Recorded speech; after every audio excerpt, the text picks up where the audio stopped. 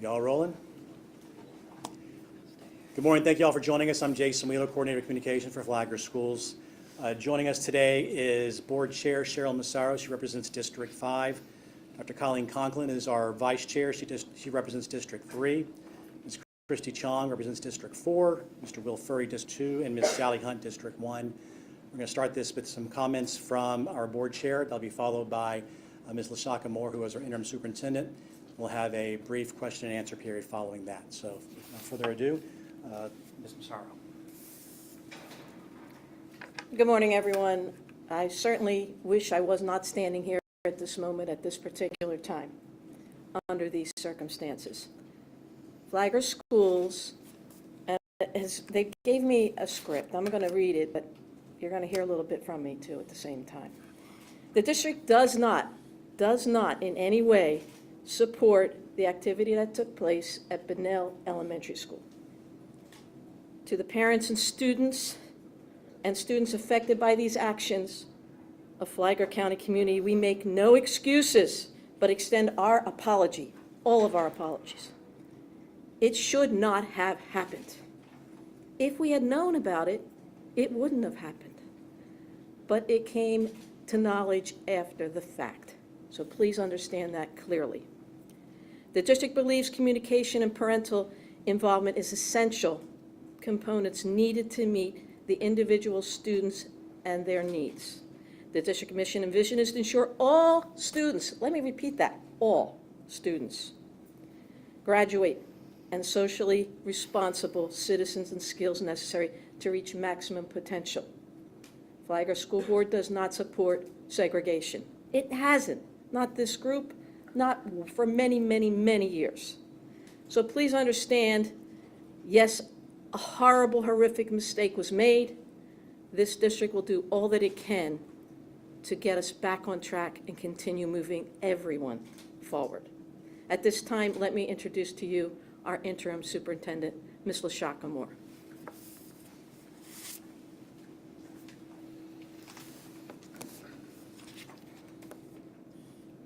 Good morning. As Cheryl Massaro stated, the purpose of this is really to offer an apology to our students, to our families, all of our families, and to this community. And that's where we want to start, with acknowledging our heartfelt regard, because this should not have happened, but it did. And as the interim superintendent of Flagler Schools, it is my responsibility to identify why did this happen. We do have an investigation that is ongoing at this time, and we will continue to move forward as we get additional information at the conclusion of the investigation. My appeal is to our families and to this community that we continue to work together in order to help each other and improve the academic performance of all of our students here in Flagler County. Our theme as a school district this year is Flagler Forward. That means excellence and service for all of our students. We make no excuses of what happened.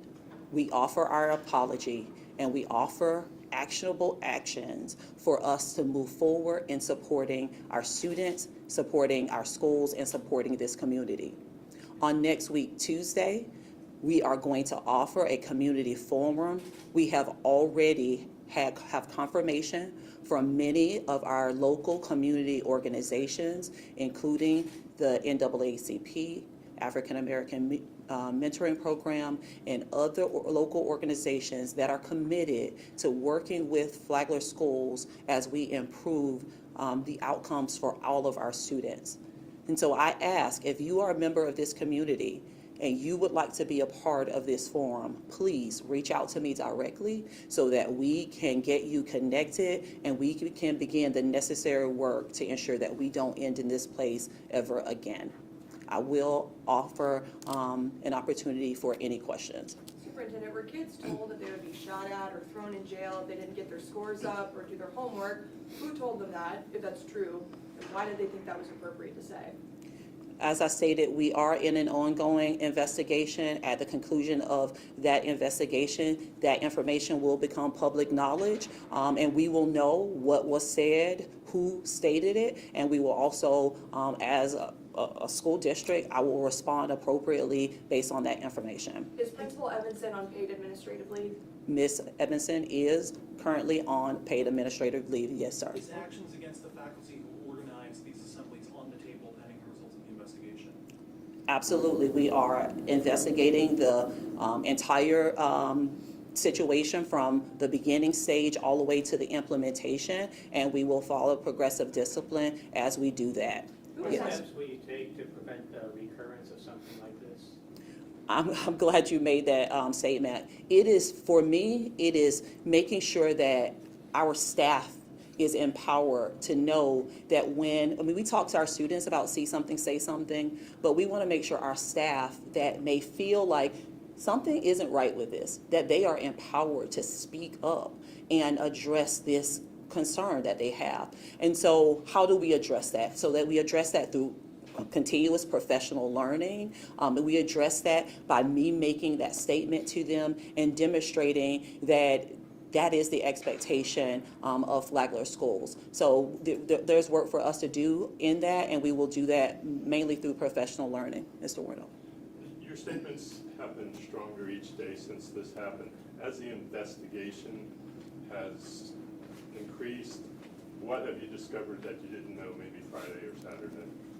And really on Friday night, when I was made aware of this, and really on Saturday and into Monday and Tuesday, my main point was to speak with the families that were impacted. And so that was a priority for me, and it remains a priority for me right now. I am committed to calling each and every one of those families. I have reached a majority of them, and we have either spoken face-to-face or on the phone. So my focus was there. And so as we continue to move forward, we will get more information, and we will respond according to the information that we have. Yes, sir.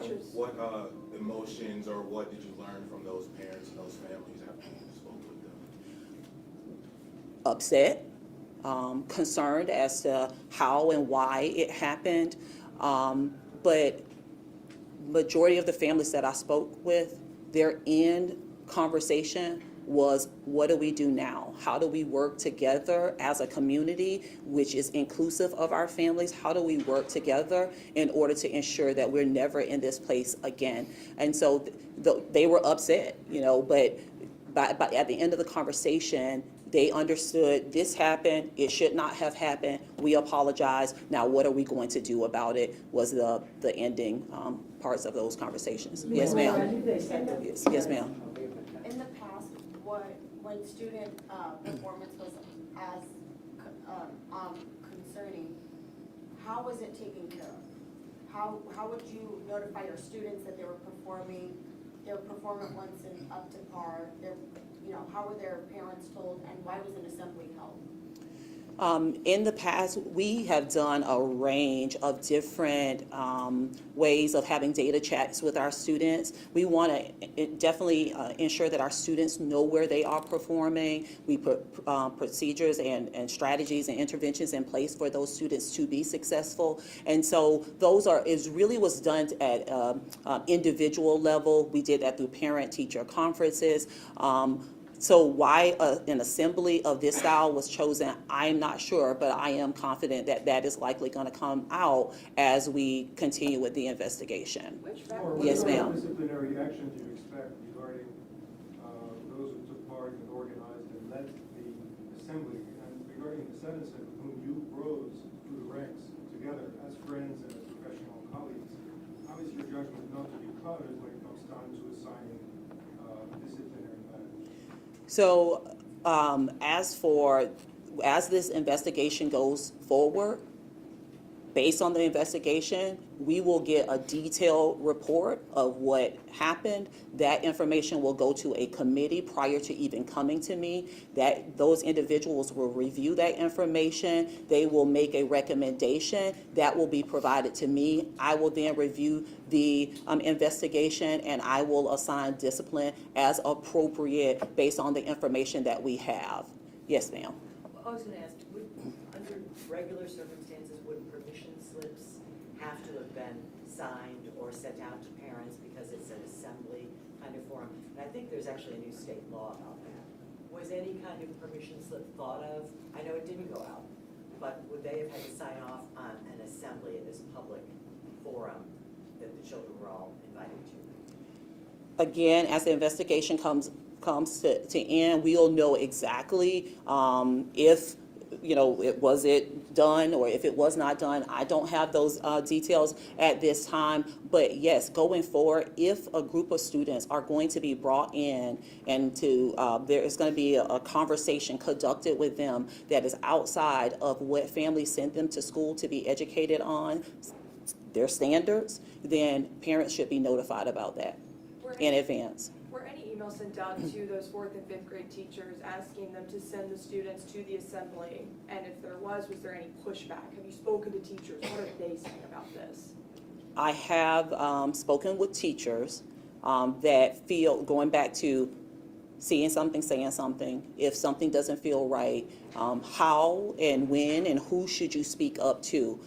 So what information was sent out, I don't have that, but we will have that at the conclusion of the investigation. But I have spoken to many teachers today. I will go back today and tomorrow, and as long as I need to be there on the campus of Bunnell Elementary School so that I can speak with the families, I can speak with the faculty and the staff, and if students, if appropriate, and asked for by their parents. And I have had some parents to ask that. Yes, ma'am. Going forward, Superintendent Moore, should we be focused, this is an honest question from an old educator, on yearly gain scores? These children have been set back by COVID, school scheduling disruptions. This is constantly, we're below grade level. But what are we gaining every year? Can't we focus on gain scores for a change? That is the only valid measure for children that have endured deaths in their family, disruptions, economic disruptions, this strong-arming tactic rather than reward for a year's growth.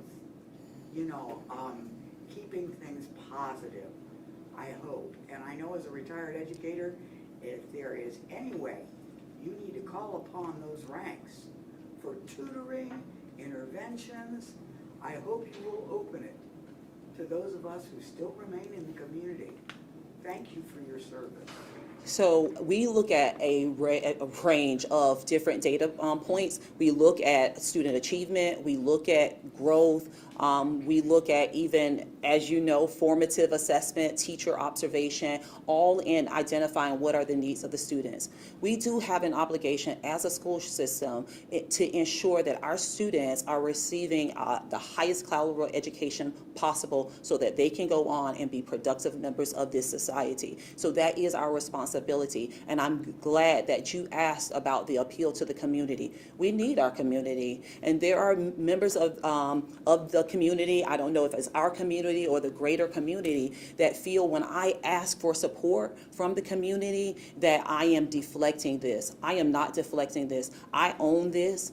But I have been a long-time educator here in Flagler Schools. I am committed to the success of these students, not only because I am an educator, but because I am a member of this community. So I need you as a community member. I need every community member. I need our business partners. I need our faith-based. I need everyone to come together, one, around let's have a hard conversation. Let's identify what happened here and what we need to go forward. But at the end of the day, we got to educate students, and I'm going to need you to do that. So yes, please get involved to be a mentor. I'm going to take this gentleman and then come back to you. I know you said you've had a dialogue with parents of these students who are in these assemblies, but given that this was, in the words of Chair Massaro, this rose to the level of segregation, has there been or will there be a conversation with the students themselves about what they experienced? So that is a very sensitive topic, and I am working with families in order to do that. And I want to make sure that as I'm speaking to those families, we're identifying what do you need for your child and going from there. And I've spoken with a lot of different families, some who have wanted counseling, some who want to know about tutoring that is available to them, some wanting to know how they can be a volunteer and mentor. So this is a bad thing, but we as a community, we have to make sure that we are doing everything in our power to make sure we get back to the heart of ensuring that our students have the best education possible, and that's for all of our students. Yes, ma'am. First, I want to thank you for your leadership and what you have done here for Flagler Schools. But the students have been traumatized, they have been victimized, and some may even say have been bullied by the administration. Have there been conversations or talks with families about possibly transferring these students to another school? So I have had families that did ask that question. We have open choice here in Flagler County, and so those families that want that, we will help to assist that. The majority of the families that I've spoken to, they have been longtime people at Bunnell Elementary School, and they know the heart of the educators there, and those families are not wanting to just make that decision. They're wanting to stay where they know that their children are loved, that their children are getting a great education. They're wanting to stay there. And so we have had some families to ask that question, but the majority of them, they are confident in the work that is being done at Bunnell Elementary, and they're confident in the support that we will provide as a district to help us move forward. Yes, Dr. Pearson. Thank you for this. I really have had, as an AACP president, had many calls. And I called a couple of parents back recently, and I put the others on hold because this was taking place. But the reality is, I said to each one of them, I want to sit with you, with your family. I've been a long time educator, and the one thing that they have is my cell number that hasn't changed in 40 years. So they have called, and the one question that makes sense is just the words of the person is, thank goodness you're involved, but they're talking about Phyllis versus NAACP, but I am responsible, and one of the civil and human rights is what we do.